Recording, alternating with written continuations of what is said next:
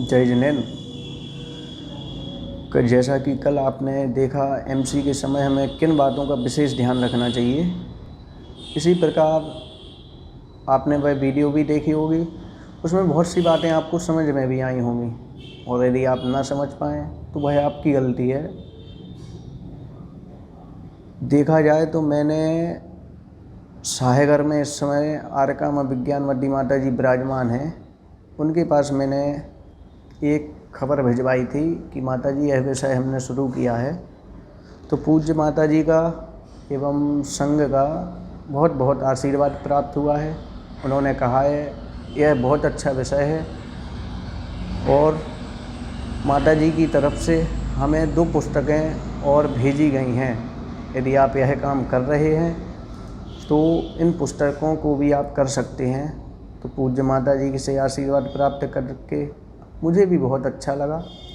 आज हम नए विषय को लेकर शुरू करते हैं, आँखों दिखती हानियाँ। यदि आपने हमारे चैनल को सब्सक्राइब नहीं किया है तो अभी सब्सक्राइब कर लें, और वीडियो को लाइक करें एवं शेयर अवश्य करें। तो आज का हम विषय शुरू करते हैं।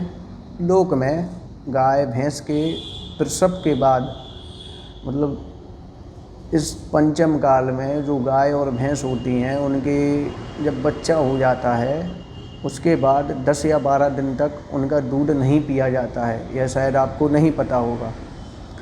वैज्ञानिक इस बात को लेकर कहते हैं कि लगभग 9 माह तक गाय भैंस के गर्भ में एमसी संबंधित दूषित रक्त इकट्ठा होता रहता है, जो प्रसव के बाद लगभग 10-12 दिन तक थोड़ा थोड़ा बाहर निकलता रहता है। ऐसे में गाय भैंस के थन से निकाला गया दूध भी संक्रमित हो जाता है। संक्रामक दूध से विषाणु जनित बीमारियां हो सकती हैं। जब रक्त का दूध पर इतना प्रभाव पड़ता है तो उससे उपयुक्त प्रभाव पड़ते हैं, तो उसमें कोई आश्चर्य वाली बात नहीं है। इसी प्रकार स्त्री के प्रसव होने पर उस स्त्री को 45 दिन तक सूतक माना जाता है। वह इतने दिन तक किसी प्रकार के धार्मिक अनुष्ठान नहीं कर सकती है। रसोई घर में नहीं जा सकती, घर के किसी पदार्थ को नहीं छू सकती, बाजार बगीचा आदि में घूमने भी नहीं जा सकती, क्योंकि उसके भी शरीर में से 1.5 माह तक रजस्वला संबंधी रक्त, मतलब जहर, भले ही किसी को नहीं दिखाई दे तो भी निकलता रहता है। और इन सब नियमों का पालन करने से स्वास्थ्य भी सहज रूप से सुधर जाता है। और भी आपने देखा होगा कि आपके घर पर पापड़, खींचले, मतलब खार वाले पदार्थ आदि बन रहे हैं, और यदि कोई रजस्वला स्त्री आ जाती है या छाया परछाई भी पड़ जाती है तो पापड़ आदि खराब हो जाते हैं, मतलब लाल पड़ जाते हैं, करक हो जाते हैं। ऐसा इसलिए हो जाता है कि रजस्वला स्त्री के शरीर का जहर इनको खराब कर देता है।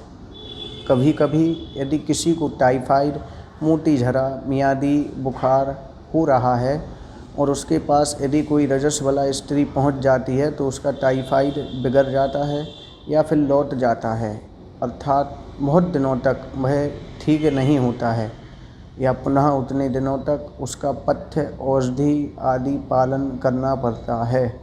इसका भी कारण रजस्वला स्त्री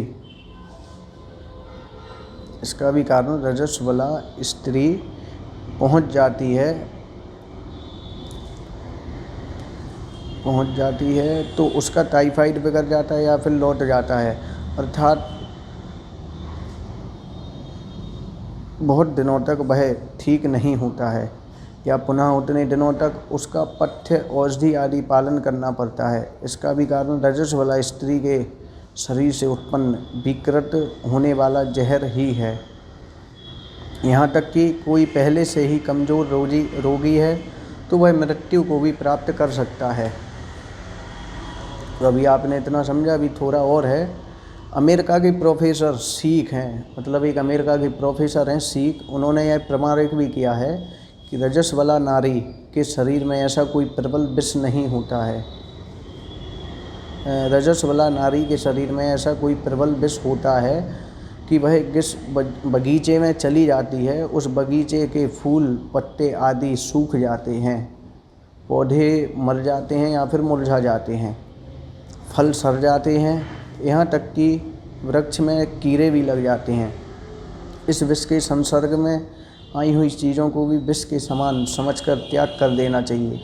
अमेरिका के सुप्रसिद्ध हॉपकिंस विश्वविद्यालय में 2 महिला डॉक्टर सुश्री मार्केट और लोविन ने डॉक्टर बीसी द्वारा किए गए प्रयोग का अनुकरण करते हुए विविध पेड़ पौधों व वनस्पति का प्रयोग किए तो उन्हें ज्ञात हुआ कि मासिक धर्म की अवधि में स्त्री के शरीर में मीनोटॉक्सिन नामक जहर उत्पन्न होता है, जो रासायनिक फार्मूला की तरह कोलेस्टेरिन नामक पदार्थ से मिलता जुलता होता है। मासिक धर्म के समय स्त्री को एक प्रकार का दर्द होता है जो शीतल ज्वर जैसा लगता है।